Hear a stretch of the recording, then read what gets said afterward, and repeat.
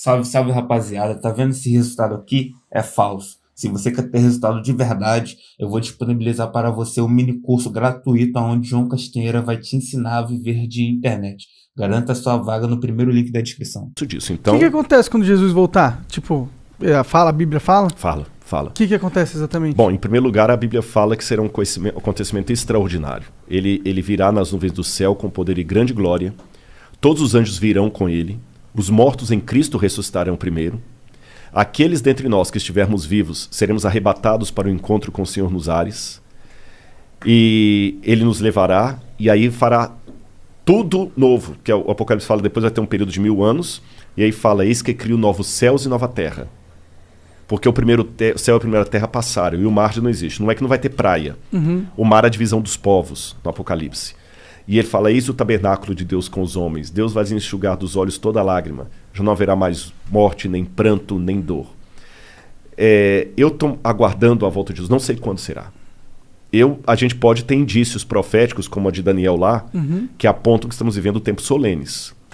Eu não sei se é agora o tempo da volta de Jesus, mas o que a Bíblia descreveu como sendo o período do fim está muito parecido com o que estamos vivendo. Ficou claro? Ou confundiu? E eu sei, gente, que Mas tá muito parecido com o que a gente tá vivendo já faz um tempão, né? Faz um tempão, mas nós temos situações agora que são inéditas. Que situação que é inédita? A dimensão literalmente global do que está acontecendo. Vamos pegar grandes tragédias do passado. Vamos comparar o Covid. Peste negra. Parece que foram 30 milhões de pessoas que morreram na peste negra. Os números agora eu posso errar. A peste negra bubônica lá. Mas ela afetou quem? O mundo inteiro? Não, ela afetou a Europa. Mesmo a gripe espanhola, que saiu da Europa, ela não afetou o mundo inteiro. Ou seja, nós estamos tendo agora uma pandemia que é literalmente uma pandemia. Você está entendendo? A pandemia é no mundo inteiro mesmo. Não tem nenhum não é lugar a pandemia que pegou a Ásia e um pedaço da África. Não é o Ebola. Sim. Agora, realmente... Outro detalhe, aí eu teria que ter mais tempo para explorar, mas vou dar uns vislumbres assim, dá para o pessoal pegar. O Apocalipse fala de coisas que iam acontecer antes da segunda vinda de Cristo. E fala do surgimento de poderes que iam dominar o mundo e que o mundo inteiro seria unificado economicamente. Que vai ser dada a marca da besta. E não poderá comprar nem vender, senão aquele que tem a marca e o número de sua besta, o número do seu nome, etc, etc, etc. E muita gente coloca interpretações a despeito do que eu falei de respeitar o diferente, mas tem coisa que beira a insanidade mental. Eu já vi gente, por exemplo, sendo contra aquele... Sabe antes de... Tô ligado. O cheque de... O termômetro, né? O termômetro lá, porque fala que é no pulso e na testa, então a marca da... Pô, não é por aí.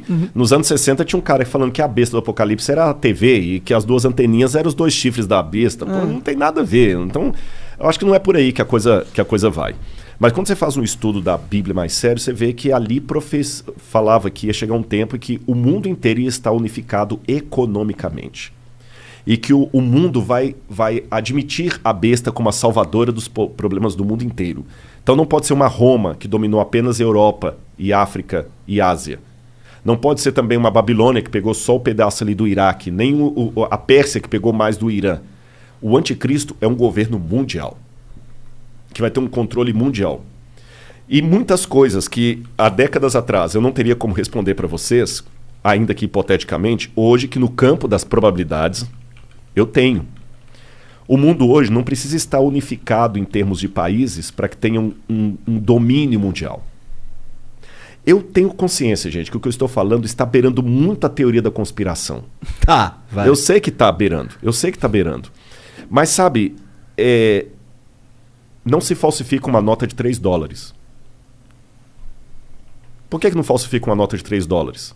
Que todo mundo sabe que isso não existe. Não existe. Você pode inventar uma nota de $3. Falsificar, não. Você só falsifica o que existe. E o que existe é muito parecido com o falso. Então, olha como é que nós estamos num grande conflito cósmico entre as forças do bem e do mal. E o bem não quer que o mal prevaleça. E a melhor maneira, às vezes, de confrontar o bem não é negando-o. É colocando uma coisa parecida, mas que seja ridícula. Por isso que a Bíblia fala que nem sempre o inimigo das trevas, o príncipe das trevas, que ele vai apresentar preto no branco. Ele vai apresentar cinza. Porque pessoas vão fazer expulsão de demônios e que não são de Deus. Vão operar milagres e não são de Deus. Vão falar de Jesus e não são de Jesus. Então, por exemplo, vou dar um exemplo para vocês. Se a Bíblia é um livro sério, como eu estou falando, mas chega o camarada e começa a fazer um monte de falcatrua. Tem um camarada na internet aí chamado Neuromágico. Não sei se vocês é brasileiro? Brasileiro. É um cara legal pra vocês trazerem aqui. Eu acho que ele é ateu. Não sei, deduzo que ele é ateu. Ele fala de maneira respeitosa, mas ele duvida de tudo enquanto ele é cético. É cético de tudo. Eu vejo bacana o canal dele ali e tudo e tal. Eu acho que ele é ateu, não tenho certeza. Mas ele pega, às vezes, alguns pastores que o camarada vai lá e fala assim: olha, eu tenho o dom do espírito. Né? Como é que eu sei? Eu sei aqui, ó. Igor. Tem algum Igor aqui? Aí você começa a levantar. Pois é, Igor. Saiba que hoje o Senhor vai te visitar. E começa a falar coisas. Tá me vindo aqui na minha mente a rua tal, tal, tal. Aí esse neuromágico mostra que depois desmascararam que era a mulher do cara que tava lá no Facebook pesquisando, pegando os dados do Igor e passando no ponto para ele. Você tá entendendo? Ridículo. Aí ele desmascara. Aí o que acontece? Quando você vê um camarada que é pastor falando que faz isso pelo batismo com o Espírito Santo, é ridículo isso. O que acontece o dia que eu falar com você que o Espírito Santo me deu uma mensagem? Você vai achar que é o mesmo. Sim. Você tá entendendo? Por isso que eu falei que eu sei que o que eu tô falando beira a teoria da conspiração. Sim. É porque a teoria da conspiração é uma contrafação do que vai acontecer justamente para parecer ridículo. É justamente para parecer ridículo. Porque até um tempo atrás, quando falava que o mundo... Olha, quando eu estava adolescente, quando eu entreguei meu coração a Jesus assim mesmo, eu estava com... sexta série, agora eu tenho que lembrar, não sei se era 13 anos, por aí 13 anos. Tinha um professor lá do colégio que eu estudava, Colégio Sagrada Família, lá em Belo Horizonte. E ele era ateu, era comunista, mas na época ser comunista era uma coisa abjeta, porque o Brasil aí na época ainda estava saindo ainda da ditadura, entrando Tancredo Neves, que não deu certo, aí depois... Aí o que acontece? Ele riu quando eu fui lá pedir ele, porque eu falei com ele, professor, no sábado eu vou para a igreja, eu vou guardar o sábado. Ele riu, né? Aí ele falou, mas me explica esse negócio aí, como é que é? E eu, na minha inocência dos meus 13 anos, eu tinha estudado profecias bíblicas, comecei a vomitar um monte de coisa nele lá, mas como um menino de 13 anos. Não, você vai ver, porque o mundo vai se unificar e tudo mais. Ele deu uma gargalhada, que ele falou assim, rapaz, nunca o mundo vai se unificar. Nunca. A União Soviética nunca vai deixar os Estados Unidos dominar e os Estados Unidos não vão deixar a União Soviética dominar. Nunca. Isso aí é bobagem. Cometeram coisa... Eu vou deixar você guardar o seu sábado, porque eu gosto de você, você é um bom aluno, mas isso é ridículo. Então, eu lembro da gargalhada dele. Você tá entendendo? Nunca. A União Soviética não vai... Aí ele perguntou assim, então tá, me responde uma coisa, aí eu vou me converter para sua religião. Como é que a União Soviética vai acabar? E eu lembro que no alto dos meus 13 anos eu falei assim, professor, eu não sei, mas eu sei que vai. Porque a Bíblia fala que o último governo do mundo não vai ser a União Soviética, ela vai ter... Se ela precisar cair, vai. E quando eu dei essa resposta, na verdade eu plagiei essa resposta, porque tem um livro chamado Mil Cairão ao Teu Lado, que conta a história de Hazel, que foi um camarada que na época de Hitler, ele não queria ir para a guerra, então ele foi na marra. Então ele levou um revólver de madeira para não dar um tiro, porque ele não queria matar ninguém. E ele estava no fronte com outro soldado alemão, ele era alemão. E o soldado, cara, Hitler vai dominar a Europa e vai dominar o mundo. E ele falou assim, Hitler não vai não. Hazel, essa religião sua te fez ficar doido, por que Hitler não vai dominar o mundo?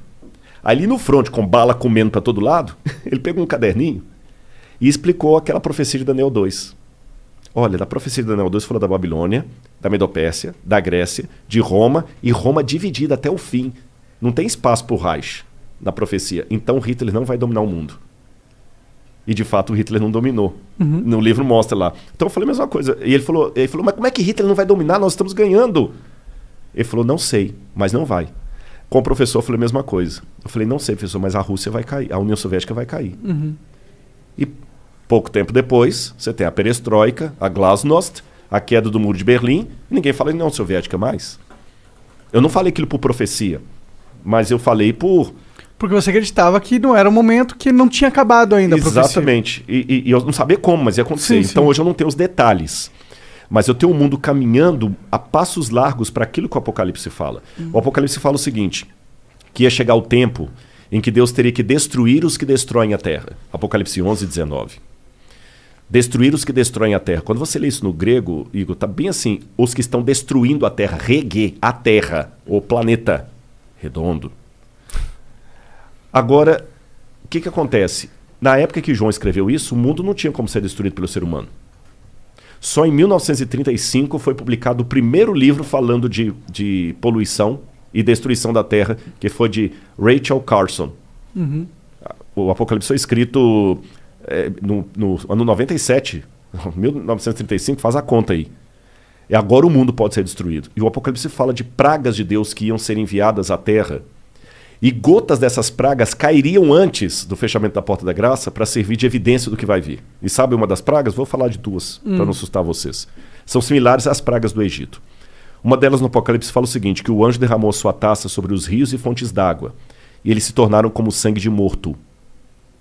E era complicado as pessoas beberem a água, porque elas estavam como sangue de morto. Como é que é o sangue de um morto?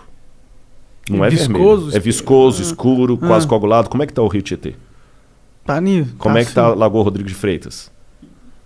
Como é que estão essas coisas? Foi-lhe dado ao sol que queimasse os homens com intenso calor. Aquecimento global. Aquecimento global. Que muitos negam. Falam também que é teoria da conspiração, que não existe aquecimento global. Mas o fato é que as geleiras... Eu não sou cientista. Por favor, não cobrem de mim o que eu não sou. Tu é cientista, mas não esse cientista. Não esse tipo, Agora, mas eu sei que as calotas estão derretendo. Sim, a gente tem evidências. O nível da água está subindo. Sim, você está entendendo? Tem recorde de temperatura em vários lugares. Se isso é discurso globalista ou não, não sei. Mas que temos recorde de temperatura, temos. Inclusive, no Canadá deu 49 graus e 300 pessoas morreram. Porra! Deu 49 graus. Imagina só, isso é clima de deserto. Eu enfrentei isso no deserto da Judeia. Então... Caralho. Eu tava lá, vindo a notícia. Quando eu vejo essas coisas no Apocalipse, eram coisas que não podiam acontecer na época de João. Na época de João não tinha poluição. Não existia esse lance de rio se tornar como sangue de morto. Tinha, né? Na época de João não, né? Não, poluição é revolução industrial pra cá. É, mais ou menos, né? Porque, tipo, a França tinha muita poluição, tanto que os ratos dominaram e aí teve peste bubônica.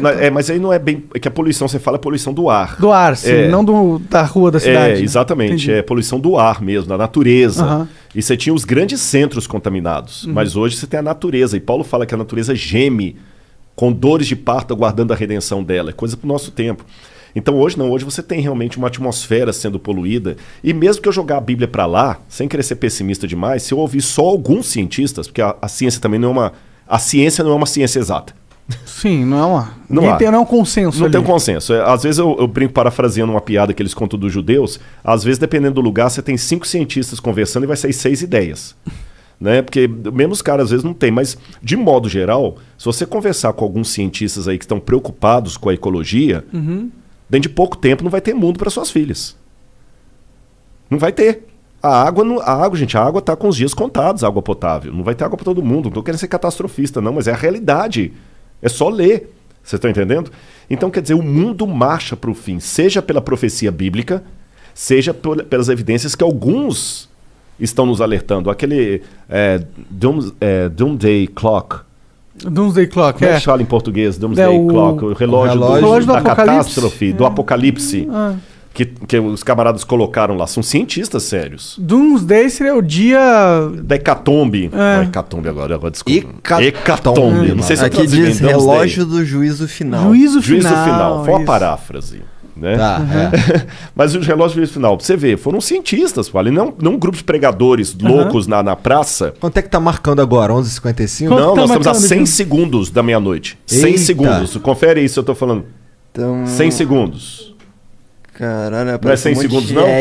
Minha esposa tá corrigindo lá. Eu pensei que era 100 segundos que faltavam. É 6. 100. 100? Eu não sei.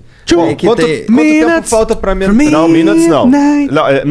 Menos dá 1 minuto e pouco, né? 2 minutos. Mas eu acho que é 100 segundos para meia-noite que tava faltando. Ou seja, agora qual que é o problema? São 100? Mas teve muito Ed na frente dessa informação aqui. Mas é 100 segundos. Agora veja bem, qual que é o problema? O problema é quando o cara pega tudo no bojo, aí você pega lá na Praça da Sé, um camarada que você vê que ele tem um parafuso a menos, com uma placa escrito, Jesus está voltando, Apocalipse, gritando, e cuspindo em você. Você tá entendendo? E falando da sua barba, do seu cabelo, que você fala palavrão, não sei o que e tudo e tal. Você vê aquele cara ali, aí tudo realmente parece que é aquilo. Mas não, peraí. Tem aquele cara lá que é um descompensado, mas tem cientista sério falando, gente, o mundo tá acabando. A gente tem... O mundo não, né? Mas a raça humana. A raça humana. Pra mim acaba o mundo, né? Porque eu tô nela. Então, assim, tá caminhando pra uma época que a gente tá chegando num deadline. Aí, como eu vi... Aí, por que eu acredito que a Bíblia vai acertar com o futuro? Aí vem da profecia de Daniel. A amostragem que eu falei. Ela acertou com relação ao passado. Ela vai acertar com relação ao futuro. Você entendeu? A